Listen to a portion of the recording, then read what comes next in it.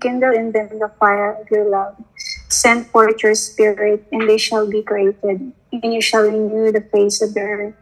O God, who by the light of the Holy Spirit did instruct the hearts of the faithful, grant that by the same Holy Spirit we may be truly wise and ever enjoy His consolations. Through Christ our Lord. Amen.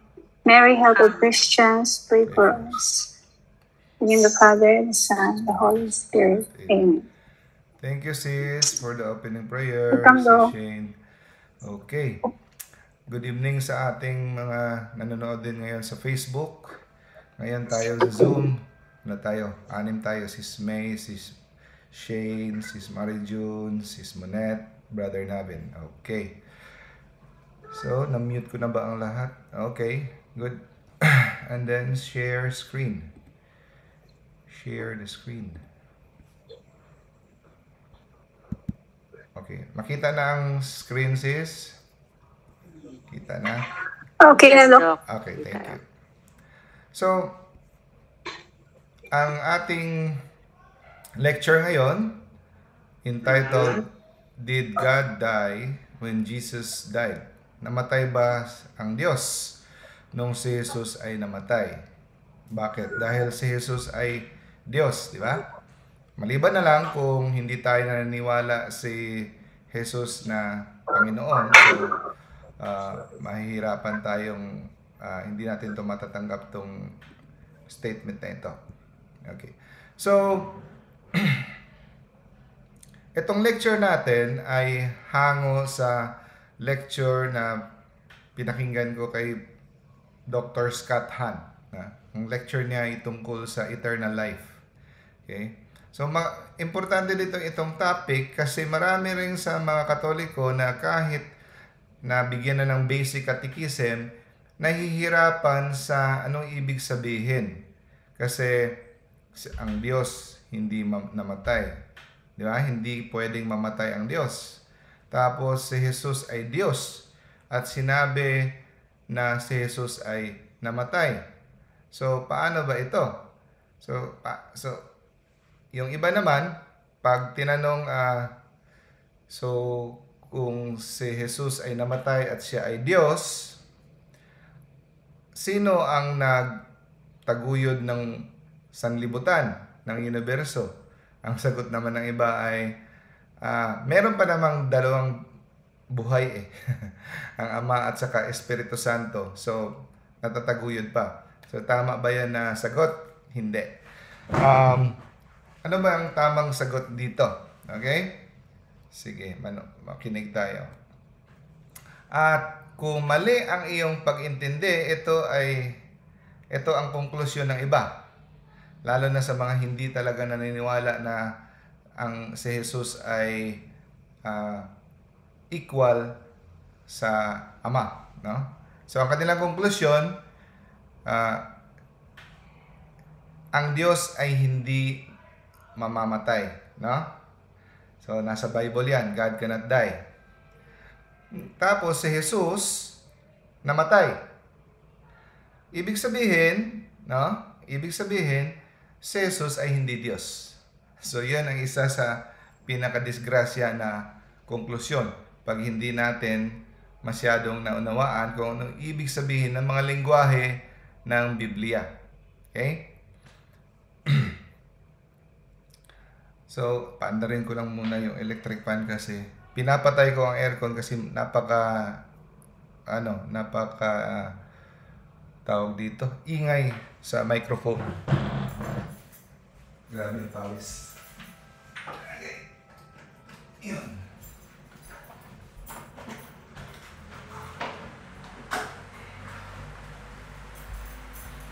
Itong microphone hindi masyadong maingay. Okay. Now, so, God cannot die, Jesus died, therefore Jesus cannot be God. So, yun ang sabi nila. Pero, hindi yan tama, no?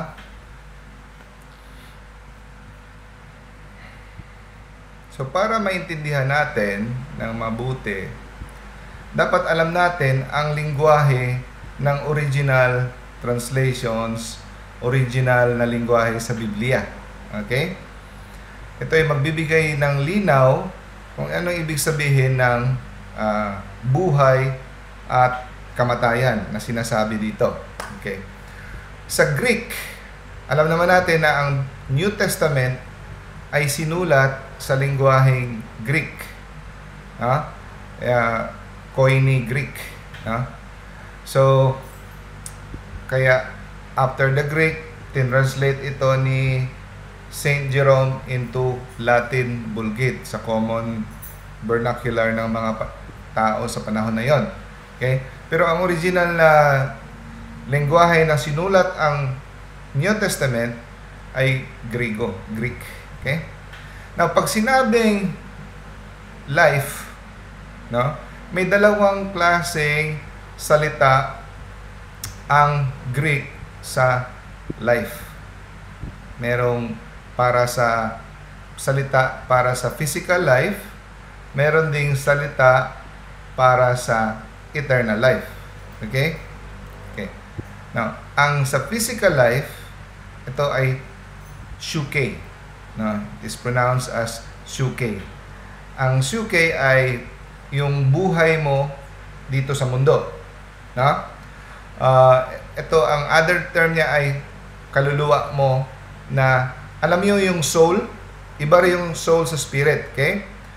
Ang, para sa mga hindi nakasubaybay sa atin, from the start, kahit ang mga animals at plants merong soul. Kasi ang soul, ito yung nagbibigay buhay sa isang nilalang.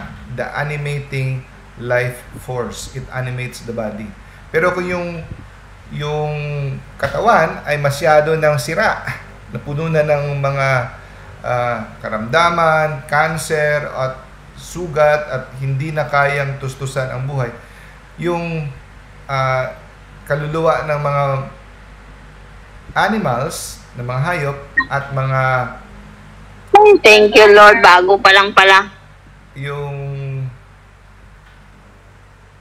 mga plants, mga halaman, yung kanilang kaluluwa ay kasamang namamatay sa kanilang katawan. Kaya wala silang buhay na walang hanggan. Kasi ang kanilang soul ay hindi siya kagaya sa atin, na ang ating soul ay kagaya kay God. We are created in the image and likeness of God, which is the Spirit. So ang atin ay spiritual soul, special. No? Yung soul natin ay special dahil ito ay spiritual, kagaya ng Diyos. Kaya hindi ito nawawala, hindi ito na annihilate, hindi ito forever mawawala. Walang hanggan, no? Eternal ang ating kaluluwa dahil ito ay spiritual soul. Okay? Pero yung kaluluwa ang suke ng ng animals at saka mga plants ay hindi siya eternal, no? Pag namatay siya, kasamang namamatay ang kanilang suke. Okay? So, yan ang physical life. Yung pangalawang buhay na term ng eternal, na ito ay pagtutungkol sa buhay na makikita sa Diyos, ay Zoe. Zoe ang term sa Greek, sa Bible. No? Pag ang ibig niya sabihin ay buhay lang dito sa mundo, ang ginagamit ng Bible sa Greek ay suke. Okay? Suke at saka Zoe. Yung Zoe, yung buhay na walang hanggan kasama ang Diyos. Yung Diyos lamang ang nagbibigay. Okay. So, dahan-dahan nyo na nakikita kung saan to patungo. Ibig sabihin. Now, at pero hindi lang ang dalawang klaseng buhay, dalawa rin ang klase na kamatayan. Merong physical death at spiritual death. At kung tayo nagbabasa ng Bible, nababasa natin yan na may mamatay ang ating may kamatayan ng kaluluwa. Pero ano ibig sabihin ng kamatayan ng kaluluwa? Ang kaluluwa, sabi natin, spiritual death. Yung spirit natin kagaya sa Diyos, hindi ito mawawalay, hindi ito mawawala, hindi ito ma-annihilate. Forever itong mabubuhay. Magpapatuloy itong mabuhay sa langit o sa impyerno na walang hanggan pagdurusa. Walang hanggang kalagayahan sa langit, walang katapusang pagdurusa sa impyerno. So, hindi ito mawawalay ang ating kaluluwa because it is spirit like God and the angels. It is forever eternal. Okay? Pero, tinatawag siyang spiritual death. Okay? So, ang unang klaseng death, pag sinabing death, sometimes ini-interchange lang, no? Hindi ini-specify kung anong klaseng death, parang in short. Pero usually, pag sinabing death, physical death yan. Ano ba ang ibig sabihin ng kamatayan, mga kapatid? No? Akala ng iba, pag sinabing kamatayan, mawawala ka na talaga sa universo. Hihinto ka na sa pag-exist, hindi ka na mag-e-exist. Akala nila, yun ang kamatayan. Kaya nga may malaking gulo na nangyari sa mga Catholic apologists. May isang hanay na hindi sila papayag na tawagin si God na God died. May mga hanay din na pinaglalaban na pwede nating tawagin na si God ay namatay kasi depende sa definition ng kamatayan. Kasi kung ang definition mo sa kamatayan ay siya ay huminto sa pag-exist, so hindi pwede yan. Pero ano ba ang ibig sabihin ng death, physical death? Ito ay paghihiwalay lamang ng kaluluwa sa katawan. Yun. So, paghihiwalay ng ating body from our suke. No? Okay. So, i-mute ko kayo lahat para tuloy-tuloy tayo. Okay. Now, so ito yung death. The separation. Si Jesus, meron siyang physical body, nagkaroon rin siya ng physical soul. Physical soul. Meron siyang physical body at meron siyang soul, no? So hindi lang spirit, no, divine, meron siyang human body and human soul. Okay.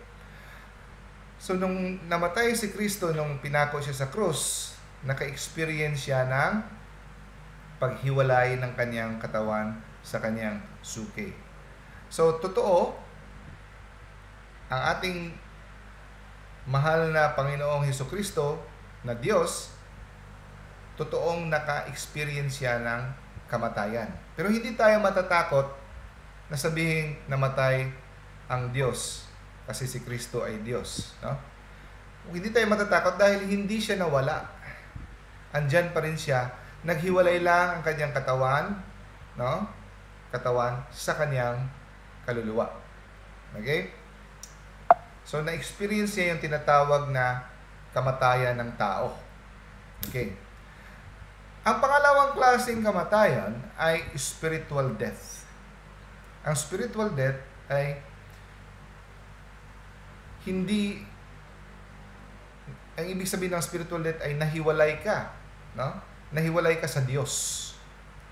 Walang hanggan pagkakahiwalay sa Diyos. So, dun ka.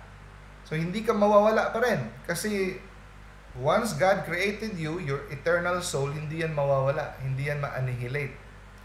Either you will live that, you will spend that in eternity in heaven with God, or spend it in eternity hiwalay sa Diyos sa impyerno. No? Buhay na walang kahulugan, walang kaligayahan. No?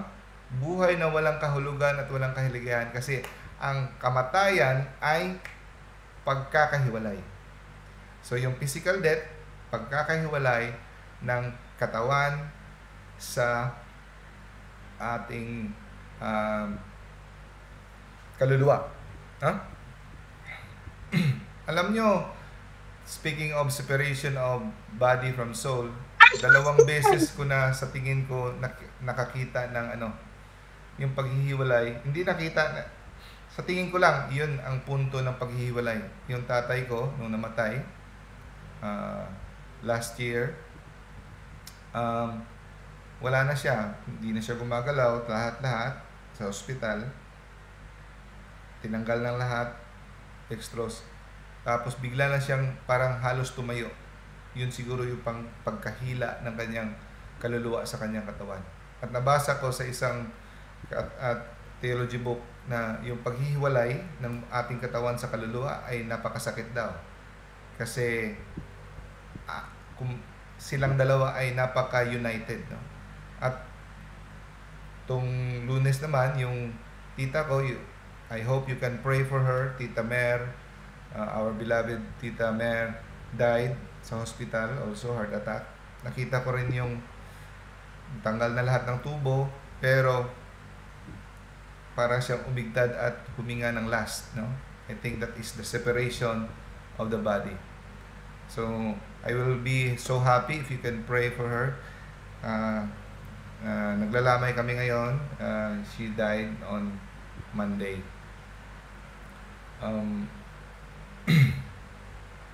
No, Tuesday morning pala, sorry. Kahapon lang. No? So now, spiritual death and physical death. Kaya ang sabi sa Matthew chapter 10 verse 28, no? Do not be afraid of those who kill the body, but cannot kill the soul. So, huwag kayong matakot sa mga taong kaya nilang patayin ang inyong katawan, torturein nila, pupugutin nila kung ano mang gagawin nila. Huwag kayong matakot doon. Mas matakot kayo sa kayang pumatay, kayang i-destroy, no? Hindi lang ang iyong katawan, kundi pati ang iyong kaluluwa sa impyerno. So, mas kakatakutan natin ang Diyos. So, ang sabi ng Diyos sa Biblia, aanhin mo kung lahat andito, saya-saya mo, lahat makukuha mo sa mundo, pero yung kaluluwa mo, no? Wala ka naman. You will lose your life. What profit does a man if he gains the whole world and loses his life? Mawawala niya ang kanyang buhay. Ang ibig sabihin niyan, hindi buhay sa mundo. So, aanhin mo kung ang lahat dito sa mundo maangkin mo, kung mawawala mo ang buhay mo. Hindi ibig sabihin niyan na aanhin mo kung mamamatay ka man lang. Hindi. Ang ibig sabihin niyan, mamamatay ang kaluluwa mo sa impyerno. No? Mahihiwalay ka na walang hanggan sa Diyos, sa impyerno. No?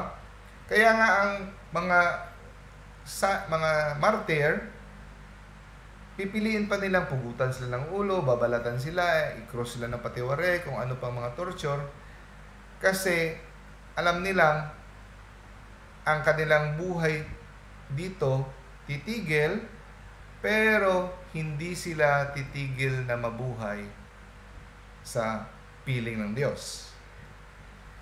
Sabi ni Jesus, John chapter 8 verse 51, Amen, amen, truly I tell you, no? Kung sino man, no, ang susunod sa aking mga utos ay hindi mamamatay. Kaya nga sabi ng mga Parisiyo, kaya napagtanto na talaga namin, na-check namin na may sa demonyo ka.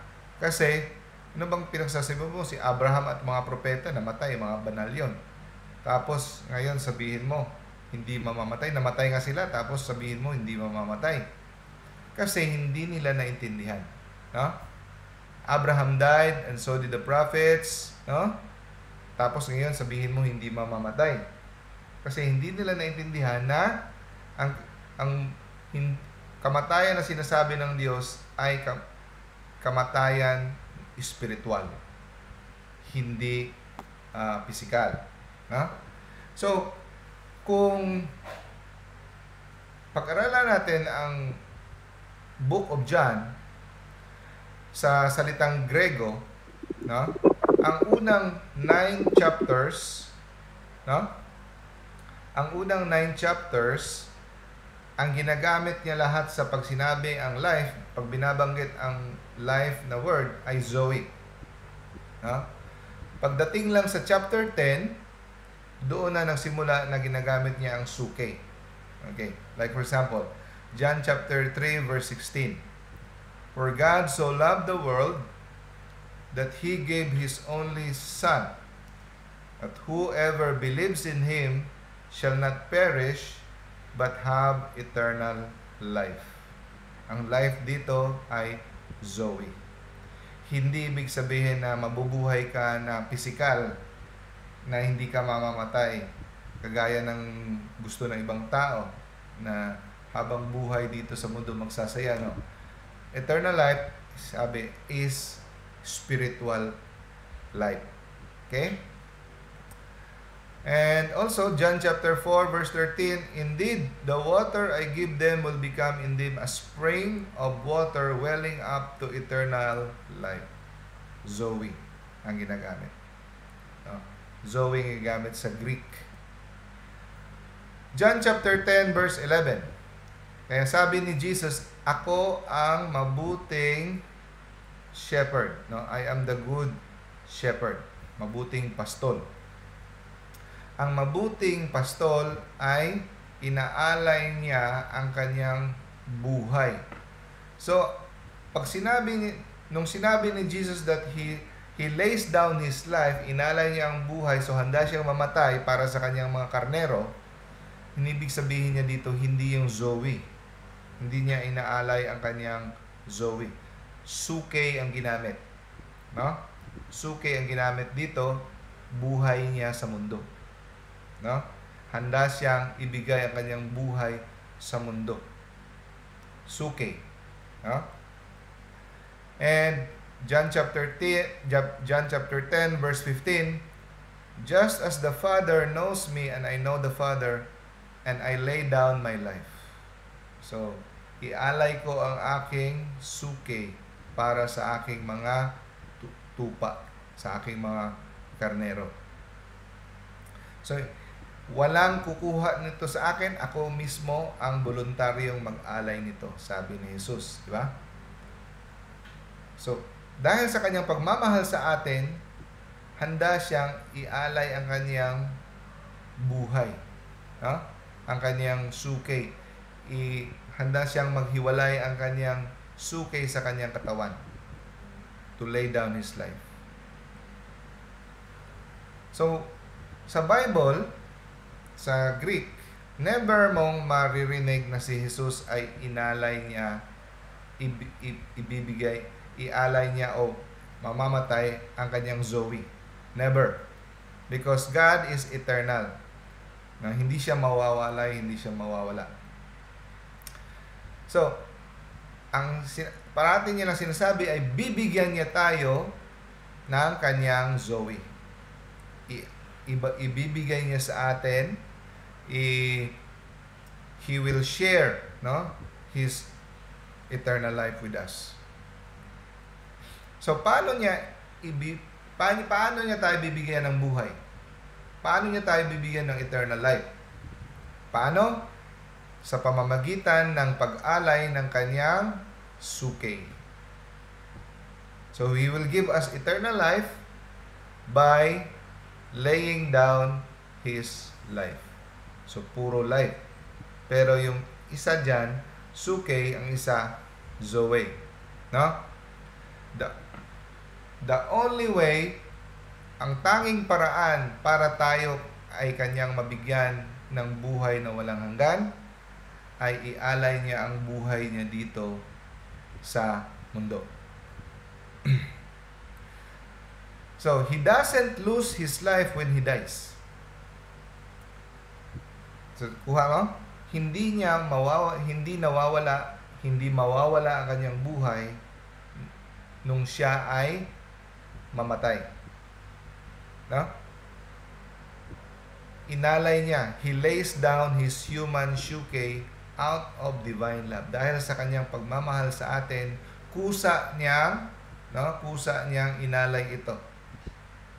So, nung naghiwalay ang kanyang katawan sa kanyang kaluluwa, sa kanyang suke, no? Hindi siya actually nawala ng buhay. No? He doesn't lose his life. Actually, he took it up again. So dito natin maintindihan mga kapatid na ang Panginoon, the second person, naka-experience siya ng kamatayan. No? John chapter 6 verse 35. I am the bread of life. Whoever comes to me will never go hungry, and whoever believes in me will never be thirsty. So ang life na sinasabi dito ay ang Zoe. No? Siya ang tinapay ng ating eternal life. Iba yung tinapay ng physical life. Bibili tayo sa tindahan. Pero ito, yung Eucharist, ito ang tinapay ng ating walang hanggang buhay. Buhay na walang hanggan. Kaya importante tayo na mag-receive ng Holy Eucharist. Kasi pag hindi tayo nag-receive ng Holy Eucharist, hindi tayo mamamalagi sa Kanya. Those who ate my body remains in me. At hindi tayo mauuhaw. So, iniisip natin, pag tinanggap natin si Kristo, hindi na tayo mauuhaw, hindi na tayo gugutumin. So, hindi yan ibig sabihin na pisikal. Siya ang magbibigay sa atin ng satisfaction. Kasi ang mga taong malayo kay Kristo at wala kay Kristo, walang pagkakontento. Parating may hinahanap, may kulang, may puwang ang kanilang puso at walang kahulugan na kanilang buhay. Kaya irritable, parating galit, kung hindi man galit, may puwang sa kanilang buhay na hindi talaga nila mapupuno. Okay. Kaya, malaking pagtatalo lalo na sa mga grupo ng ayaw tumanggap na pwedeng tawagin na ang Diyos ay namatay dahil dito. Kasi, nung sinalin ang Biblia from Greek to English, wala kasi lang specific yung na word ang English sa dalawang klase ng buhay. Hindi dinistinguish. Sa suke, life pa rin ang ginamit sa English. Sa Zoe, life pa rin. Kaya nagkakatalo-talo. No? Kaya nagkaroon ng kalituhan. Pero ngayon alam natin na ang Greek, mayroong dalawang klaseng salita. Sa dalawang klaseng buhay na tinutukoy, mas lalo tayong nalinawan. Okay? At sa kagaya nito, ito ang paborito ng mga prosperity gospels na gagamitin. John chapter 10 verse 10. I came that they may have life and have it abundantly. So ang life na sinasabi dito ay eternal. Yung ginagamit ito ng mga prosperity gospels at ibang mga protestante para i-justify na andito tayo para yumaman. Kasi sabi niya, pumunta si Jesus para ang ating buhay ay abundansya. So dapat mag-enjoy, dapat mayaman talaga tayo, dapat ganun kasi abundantly. Pero ang ibig sabihin ng abundant life dito ay buhay na abundansya sa piling ng Diyos na walang hanggan. Salungat sa buhay na walang kahulugan at walang kaligayahan doon sa buhay sa impyerno na walang hanggan. So, pumunta ako dito para ibig sabihin, para maligtas kayo. Para madala ko kayo sa kaharian. Diba? So, Zoe ang ginamit dyan. Kaya, nalito yung iba, ginamit nila sa physical. No? Kaya ginagamit ito ng mga prosperity gospels na dapat kung if you are in Christ, may kotse ka, if you have faith enough, so magkakaanak ka, lahat na lang. So, kaya maraming nadidismaya kasi hindi nangyari yung mga nagiging atheist. No? Kasi parating physical at material ang kanilang pag-intindi, pag-unawa, at hindi ito tinutukoy sa spiritual. So, malinaw mga kapatid na si Jesus ay namatay. Yung pagkamatay ni Jesus, nakasulat sa Biblia at hindi ito showbiz. Hindi ito palabas lang na namatay pero hindi naman talaga namatay. Namatay talaga siya. At hindi naman natin wala nang pagtatalo. Tinatanggap natin na si Jesus ay Diyos. So kung si Jesus ay Diyos at si Jesus ay namatay, pwede nating sabihin na ang Diyos ay namatay. Pero again, sa kanyang kamatayan, hindi siya nawala. Naghiwalay lang ang kanyang katawan, ang katawang tao sa kanyang katawang kaluluwang tao. Okay? So, death is the separation of soul from the body. Ganun kasimple. It is not annihilation. Ang ibig sabihin ng annihilation, yung pagkawala mo talaga sa universo. Hindi yan. Okay? Now, meron pa bang naka-hindi mute dyan? Ay, mute ko. Okay. Now, ang sabi sa Bible, you killed the author of life. Ibig sabihin, namatay talaga si Jesus. But God raised Him from the dead. Ano bang bubuhayin kung walang namatay? So, namatay talaga. Okay? Namatay talaga si Jesus. Namatay talaga ang Diyos. Okay? So, wala namang bubuhayin kung walang namatay, di ba? Tapos, Romans chapter 5 verse 8. But God demonstrates His own love for us in this, while we were still sinners, Christ died for us. So, malinaw na malinaw, namatay si Kristo. Namatay ang Diyos para sa atin. No? Matthew 27 verse 50, Jesus cried out again nung siya ay pinako, no? Sa malakas na boses, and binigay niya ang kanyang espiritu, ang kanyang suke, no? He gave up His spirit. So, yon ang paghiwalay ng kanyang suke sa kanyang katawan. So, namatay siya. Nakadanas siya ng kamatayan. Okay? Malinaw. Jesus rose from the dead. Again, hindi siya mabubuhay kung hindi siya namatay. Okay? Napakaklaro, napakalinaw sa Biblia.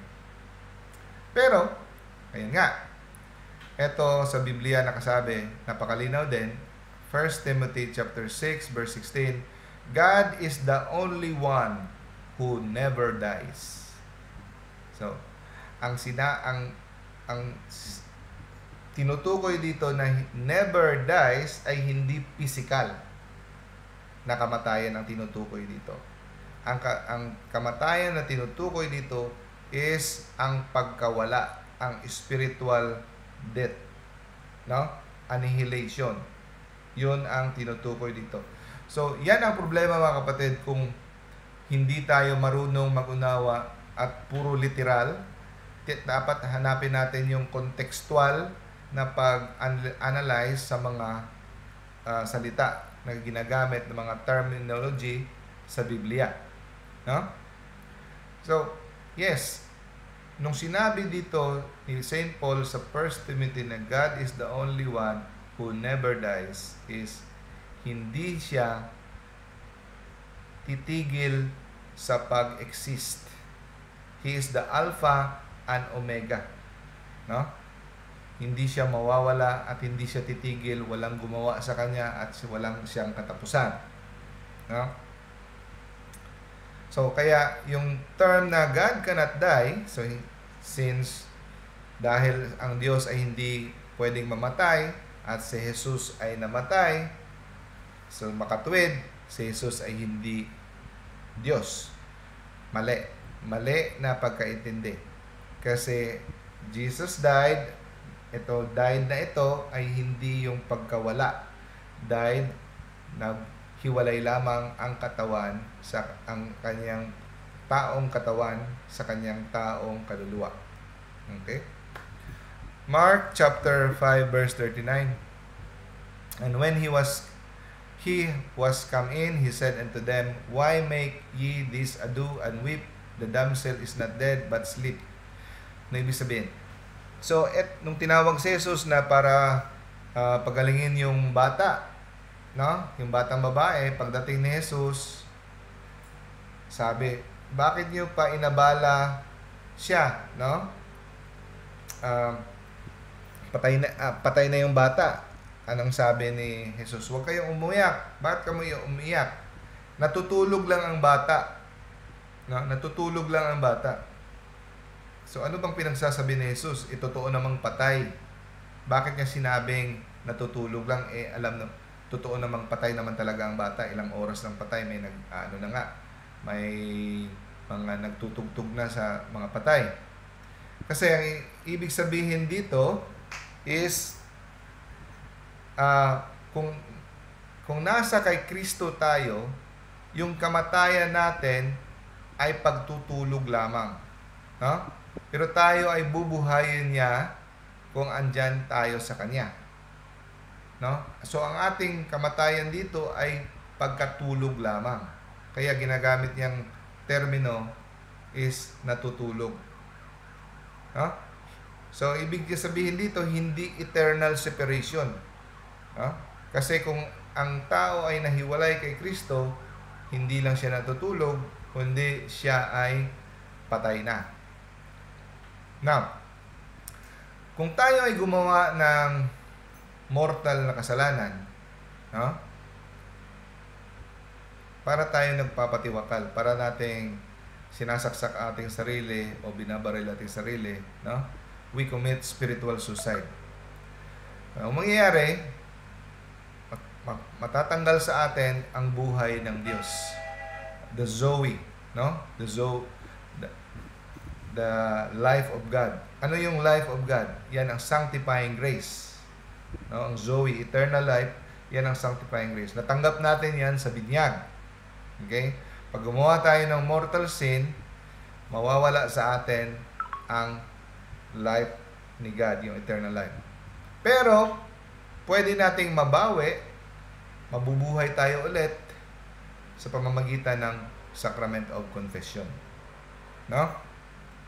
Through the sacrament of confession. Or sa tears of repentance in perfect contrition, sacramental confession. So pag tayo ay nagkumpisal at natanggal ng mortal sin natin, mababalik sa atin ang life, yung Zoe ni God, the life of God. So ito ay nagiging parang pangalawang binyag. Kasi na-resuscitate tayo ulit. No? Para tayo yung bata o para tayo yung kay si Lazarus na binuhay ni Kristo. Kaya huwag nating gawing biro o gawing laro ang confession. Kasi natanggap natin ang buhay sa binyag. Kung mawala man natin ito dahil sa mortal sin, may chance ulit through sacrament. Parang bininyagan tayo ulit. Hindi tayo bininyagan ulit, pero parang it is like a second baptism. Kaya bigyan natin ng kahalagahan ang sacrament of confession. Hindi natin gawing biro na mawala ang ating buhay, yung Zoe, na nabigay ng Diyos sa atin ang Zoe sa pamamagitan ng pag-alay ng kanyang suke, na pumayag siyang makadanas ng sakit na kamatayan. No? So, ang ating mga ninuno, sila ni Adan, nawala nila ang Zoe sa pamamagitan ng original sin. No? Nawala ang eternal life sa pamamagitan ng original sin. Okay. Now, natanggap natin ang Zoe sa pamagitan ng binyag. Okay, punta tayo sa kwento kay Lazarus. Si Lazarus, di ba, namatay? Tapos, medyo natagalan si Jesus sa pagpunta. Sana papagalingin niya si Lazarus. Tapos sabi ni Mary, kung andito ka lang, hindi sana namatay. So, sinabi ni Jesus, sinadya ito para makita nyo ang ng Diyos, kaluwalhatian ng Diyos, the glory of God. So, binuhay ni Jesus si Lazarus, di ba? Ang nakakatawa dito, alam nyo ba, na yung mga Pariseo, hindi lang si Jesus ang gustong patayin ng mga Pariseo, pati si Lazarus. Gusto nila nilang patayin. Dahil, malaking malaki itong testamento sa kadakilaan at kapangyarihan ni Jesus na nakabuhay siya ng tao. Kasi si Lazarus namatay 4 na araw. Hindi lang 1 oras, pwede pang sabihin baka hinimatay lang yun, nabuhay. Pero ito, 4 na talaga na araw, mabaho na siguro, tapos nakatakay pa, nakabalot pa. 4 na araw. So bakit kaya 4 na araw, no? So ang nakakatawa dito, gusto nilang patayin hindi lang si Jesus, pati si Lazarus, dahil sa testimonya ni Lazarus, maraming umaalis na sa kanila at naniniwala na kay Jesus, no? So ano ba itong ginagawa ng mga Pariseo? Imbis na maniwala sa nakakamanghang milagro ni Jesus, nagmatigas talaga sila. Ito ay tinatawag na spiritual blindness. Nakakakita sila, merong tinatawag na physical blindness, no? Meron ding spiritual blindness. Mas nakakatakot ang spiritual blindness kumpara sa physical blindness, mga kapatid. Kaya nga, sabi ni Jesus, mas malaki ang kasalanan ng mga taong nakakakita, sinasabi nila nakakita, pero hindi nakakakita. Yun ang mga taong puno ng pride, no? Spiritual blindness. Kagaya ng mga Pariseo. So, lahat tayo may pagka-Pariseo din. Hindi lang yung mga taong yun. So, pag tayo ay puno ng pride, may spiritual blindness tayo. So, sa dyablo yan, no? Napaka-delikado kasi napakalalim at napakadilim yan. Kasi pag may spiritual blindness ka, hindi mo alam na ikaw ay spiritually blind. Napakadelikado. Walang taong sabihin, ay bulag ako, hindi ako nakakita. No? Kagaya ng mga Pariseo. Imagine, imbis maniniwala na sila dahil may nabuhay mula sa pagkapatay, papatayin pa nila. So, grabe na talaga. So, may mga taong ganon. Di ba? Hindi lang tao sa labas ng simbahan, pati sa loob ng simbahan. At mga nangangasiwa sa loob ng simbahan. No? Hindi nila nakikita. So, anong ibig sabihin ng 4 na araw? Bakit 4 na araw? Sabi sa living tradition, no, ang spiritual interpretation daw ng 4 na araw na yon is meron daw 4 na punto, no, 4 periods of salvation history.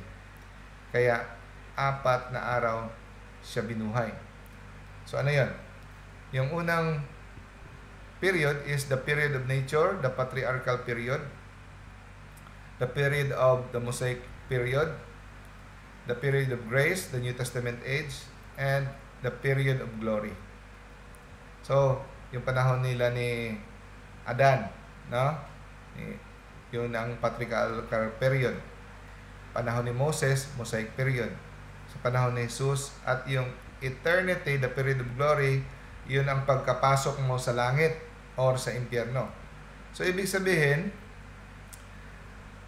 4 na beses tayong kailangang iligtas mula sa kamatayan. No? So, kamatayan mula sa original sin, sa patriarchal, sa Mosaic period, the law of Moses,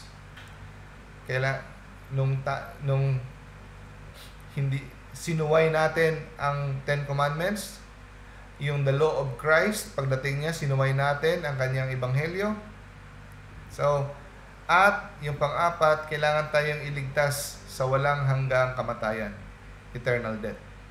So, yun ang ibig sabihin ng 4 na araw kung bakit binuhay ni Kristo si Lazarus. So, ang first death is the death sa original sin, violation of the natural law, second violation, the law of Moses, and the fourth violation is niyuyurakan mo ang gospel ni Christ. That is the fourth violation.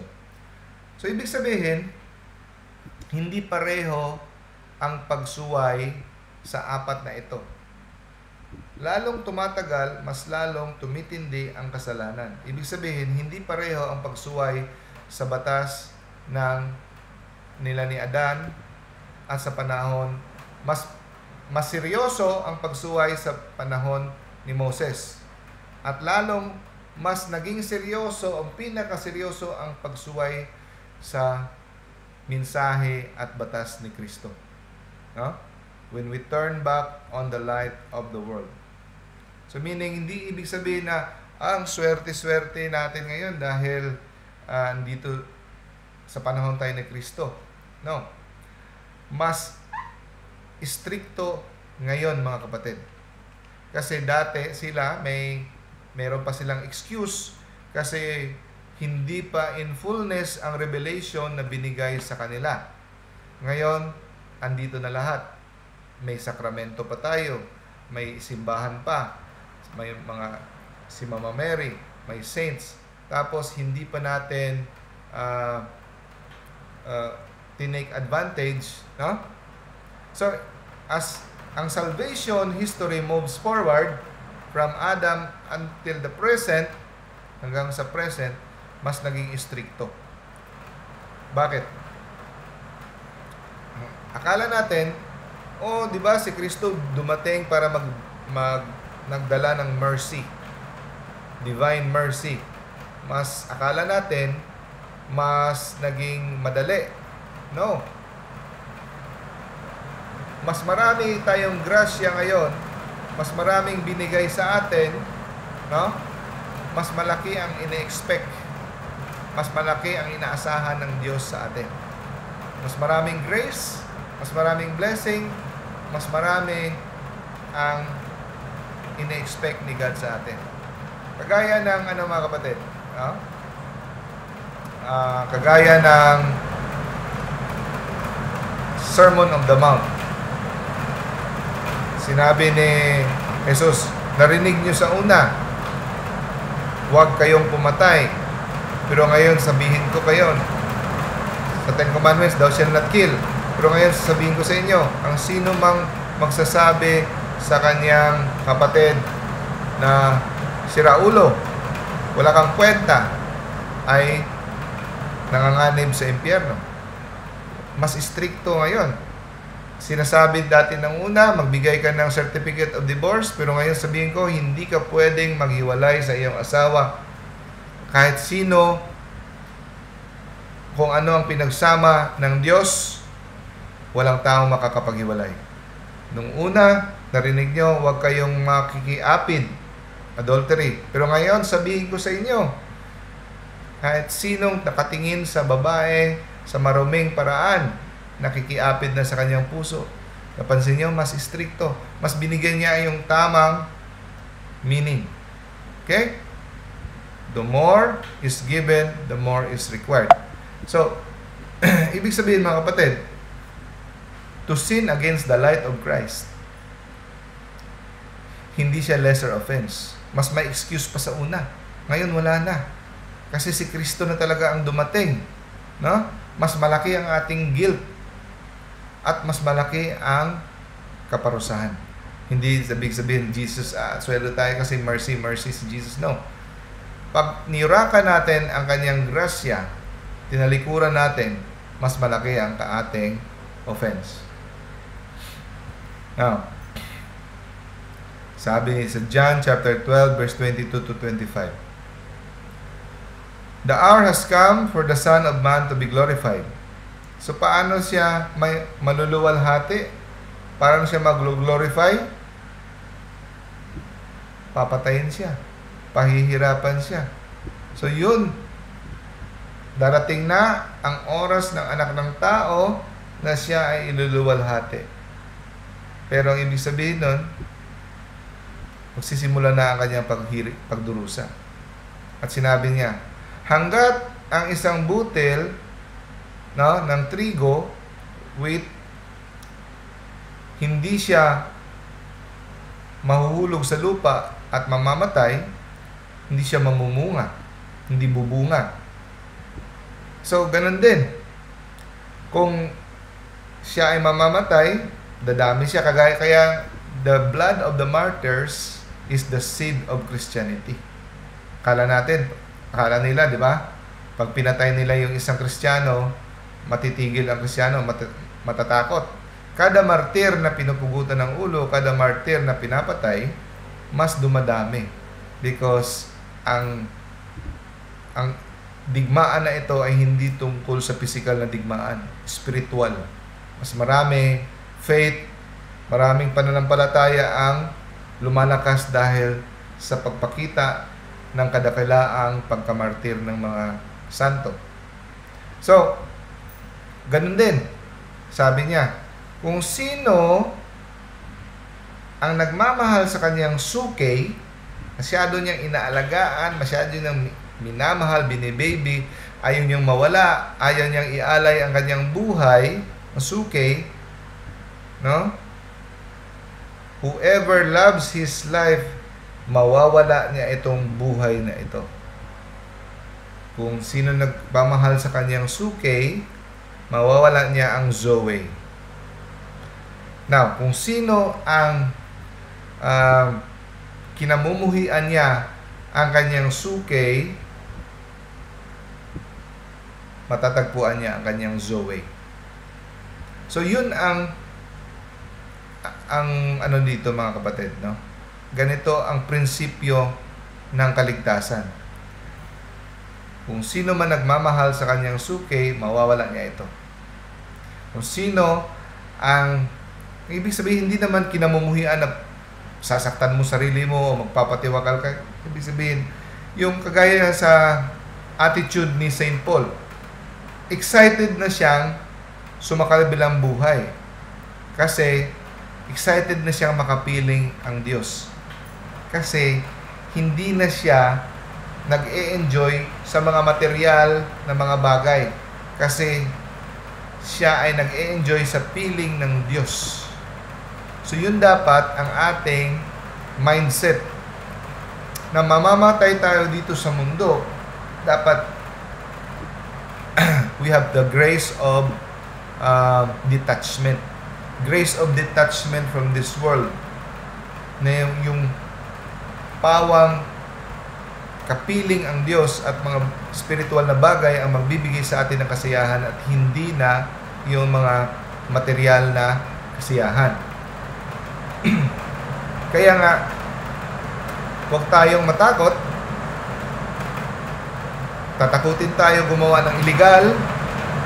Tatakutin tayong patayin na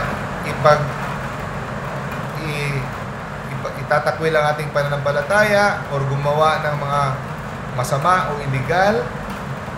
Huwag tayong matakot. Mas pipili kasi kahit mawala itong ating suke, may ibibigay sa atin ang ating Zoe. No? Now, 2 Timothy chapter 2 verse 11, if we have died with Him, we will also live with Him. So, kung mamatay tayo sa Kanya, mabubuhay tayo kasama Siya.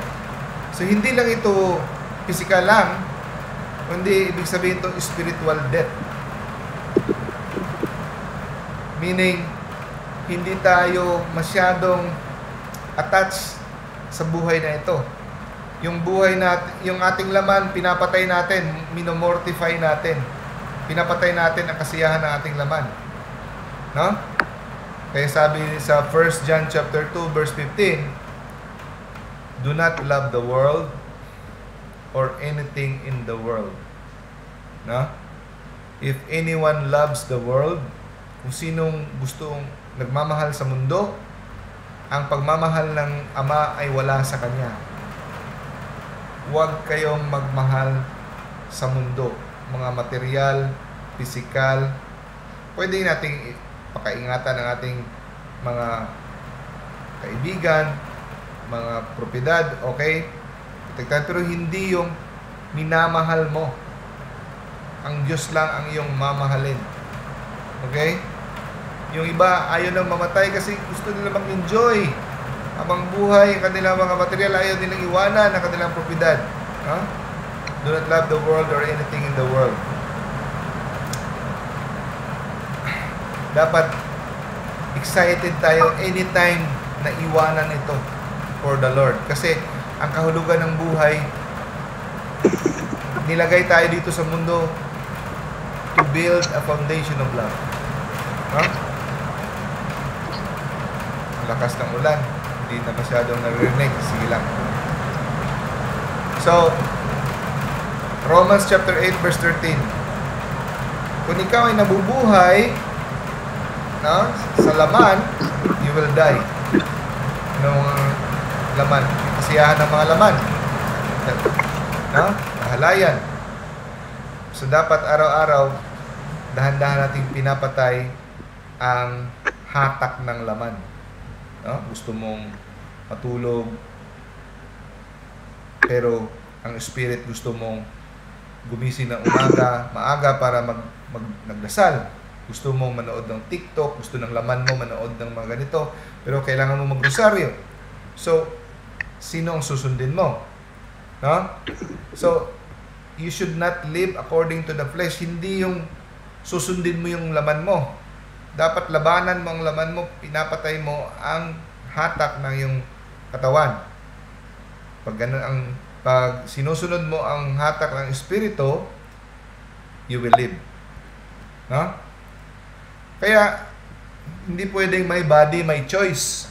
Kasi yung buhay na, pag nabinyagan ka na, bilang Katoliko, hindi ka muna pagmamayari ang buhay mo. Hindi mo na may body, may choice, may skin, may choice. Paglalagyan mo ng mga tattoo, kung ano-ano, kasi katawan ko to, buhay ko to. No. Yung buhay mo, hindi ka nagmamayari. Si Kristo na, nung bininyagan ka. Nung bininyagan ka, parang sinabi mo na, ikaw na ang nabubuhay sa aking katawan, sa aking kaluluwa. The life I live now is in the flesh. Kung nabubuhay man ako, ito ay nabubuhay ako dahil kay Kristo. So, kung ano yung gusto ni Kristo, hindi na kung anong gusto natin. Hindi na tayo yung boss. No? Kaya, totoo mga kapatid, natural lang yan na matatakot tayo mamatay. Kasi ang Diyos naman ang naglagay dyan sa ating instinct na mag-hold on tayo sa death. Mag-hold on tayo sa life para alagaan natin ating buhay. Natural lang yan. Pero dapat, mas lalo tayong matakot sa spiritual death, sa supernatural death, hindi yung physical death. Ang problema, no? Sabi ni Saint Julian of Toledo, siya ang 7th century bishop sa Toledo sa Spain. No? Sabi ni Saint Julian, karamihan daw ng mga tao, kinakatakutan nila ang kamatayan ng katawan. Konti lang ang natatakot sa kamatayan ng espiritu. Meaning, lahat ng tao natatakot mamatay o patayin, pero marami ang hindi takot mamatay sa espiritu. Meaning, mamatay yung kaluluwa nila. May impyerno. Walang ginagawa para maligtas. No? Ang hindi nila alam, lahat tayo ay nakadestino para mamatay. Wala makakaiwas dyan. Kahit ano pang napaka-health buff ka pa, grabe ka mag-exercise, grabe pa mga vitamins mo, napaka-healthy mo, mamamatay ka talaga. Lahat tayo destined to death. No? Destined to die. Nag-i-struggle tayo para ma-avoid, no? Pero we are labor in vain, no? So, ang problema ng karamihan ng mga tao ay hindi sila nagle-labor, hindi sila nagsisikap para hindi gumawa ng nakakamatay na kasalanan, yung mortal sin. Kung tayo ay parating ginagawa natin para maiwasan ang kamatayan, we labor in vain. Walang patutunguhan ang ating pagsisikap na iwasan ang kamatayan. So walang patutunguhan dahil tayo talaga ay mamamatay.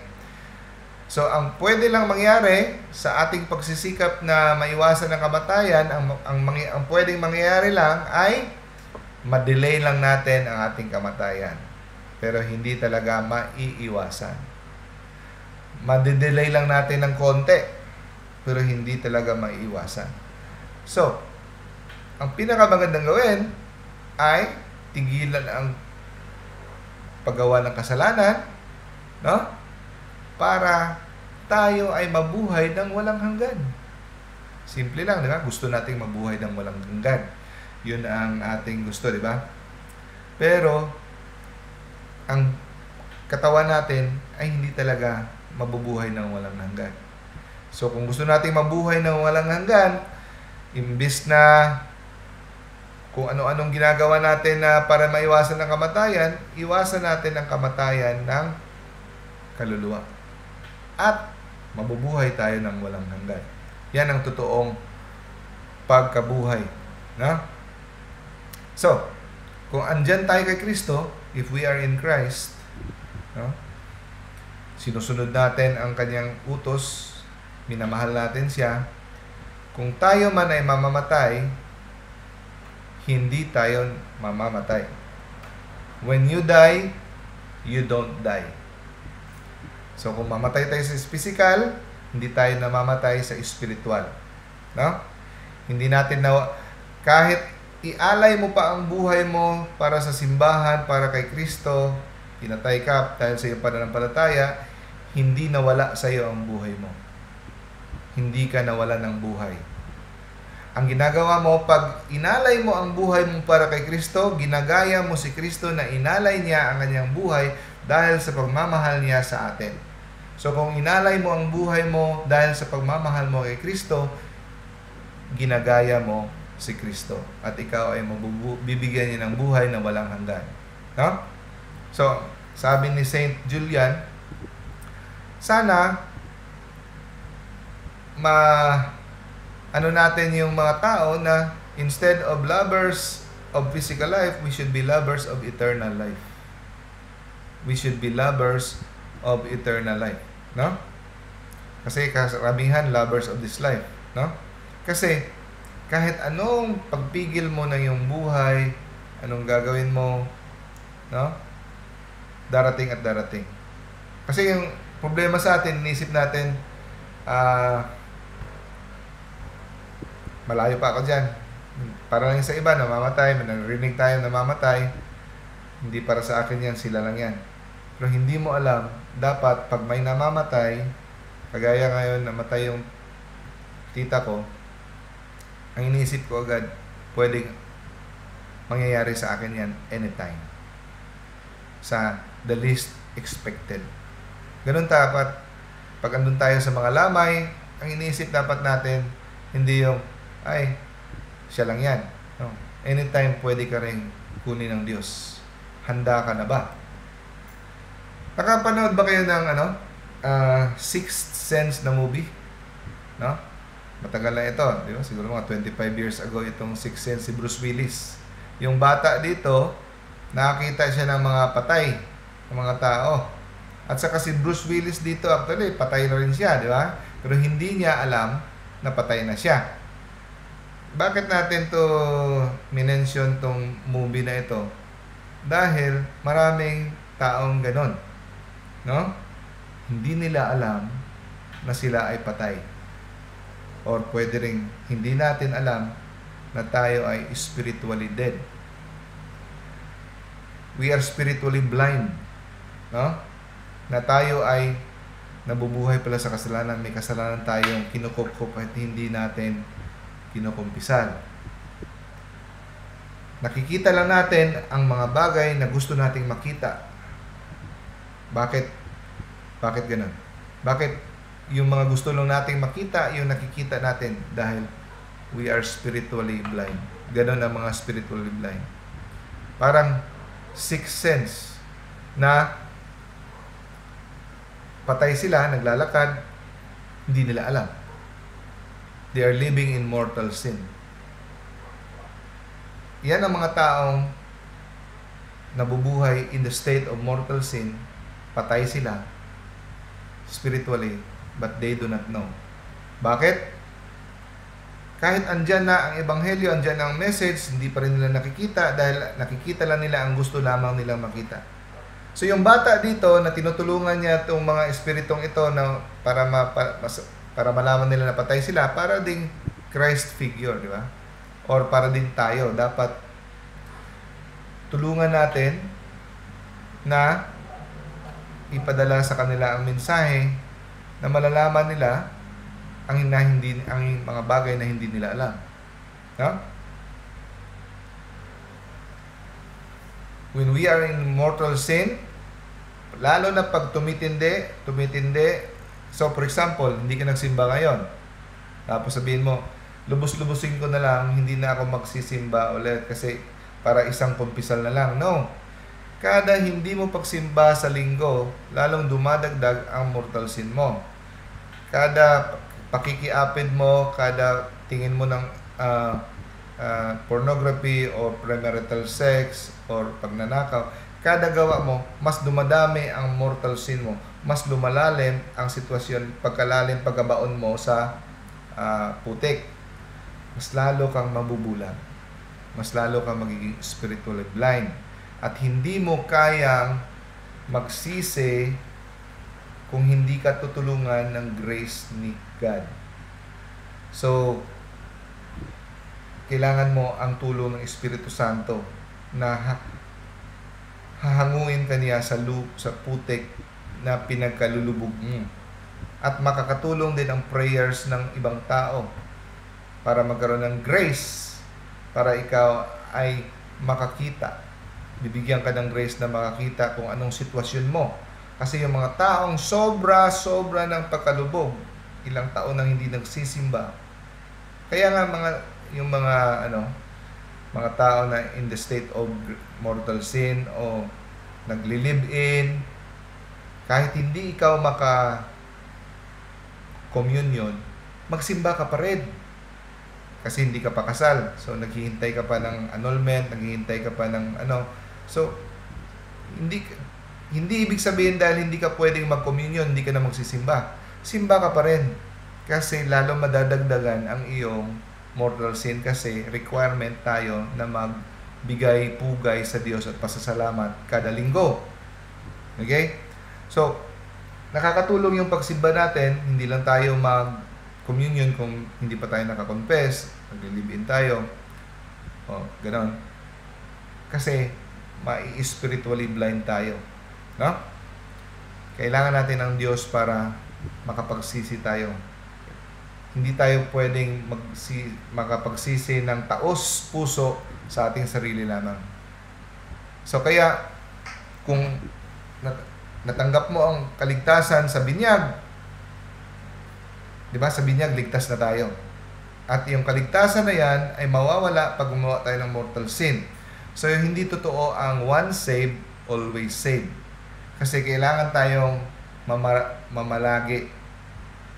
Kailangan nating to remain in Christ. Sabi ni Jesus, remain in me. Sabi ni Jesus, yung mananatili hanggang huli ang maliligtas. Those who remain, no, who hold on till the end will be saved. At dapat malaman natin, yung conversion hindi one time yan. I gave my life to Jesus Christ in 1988. Yun na. No. We have conversion every day.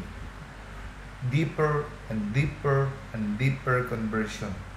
It is not one time ang conversion. No? It is not one time ang pag-alay natin, giving our life to Christ. We can give our life to Christ every day deeper. Binigay natin ang buhay natin kay Christ, mga ilang percent lang, pero at this time, mas pinalalim natin, pinalalim. Okay? Kaya, yung sinasabi nila na Christians ng ibang sekta na hindi mawawala ang kaligtasan dahil sabi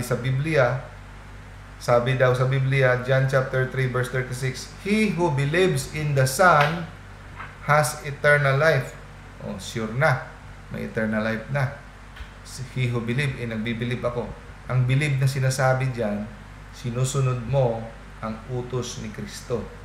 Kung sinong sumusunod sa utos ni Kristo ay ang nagbibilib. Pero pwede ka namang mawawalan ng pananampalataya sa kalaunan.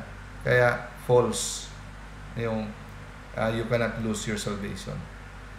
At ang sabi ni Saint Augustine, hindi lang nung una, nung naligtas tayo, kailangan natin ng grasya. Ngayon tayo tumatanda at humihina, mas lalo natin kailangan ng mas maraming grasya.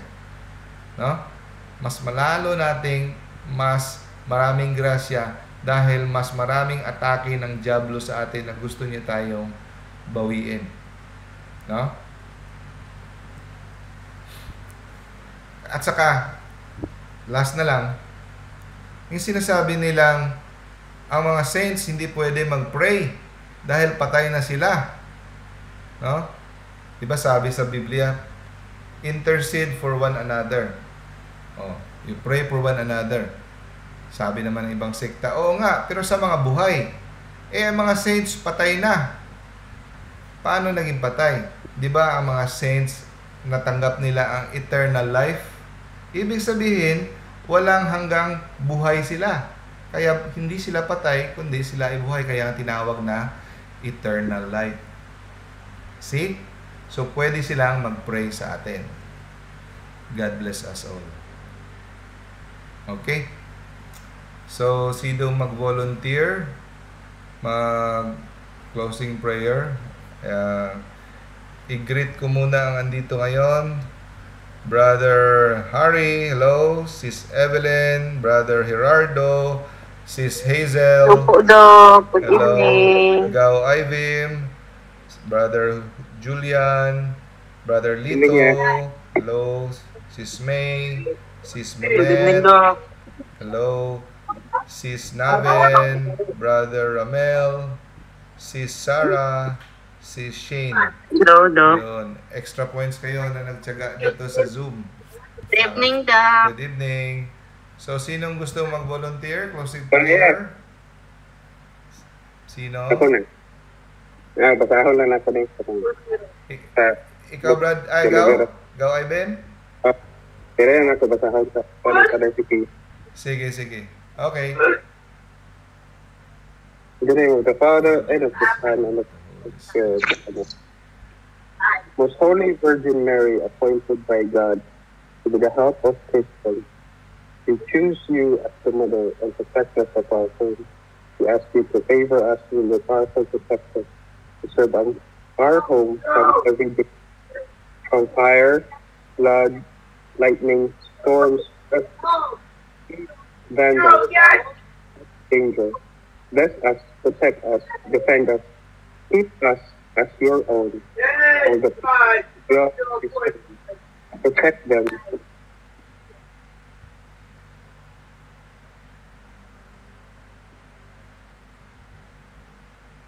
Bro, nawala ang yung mic.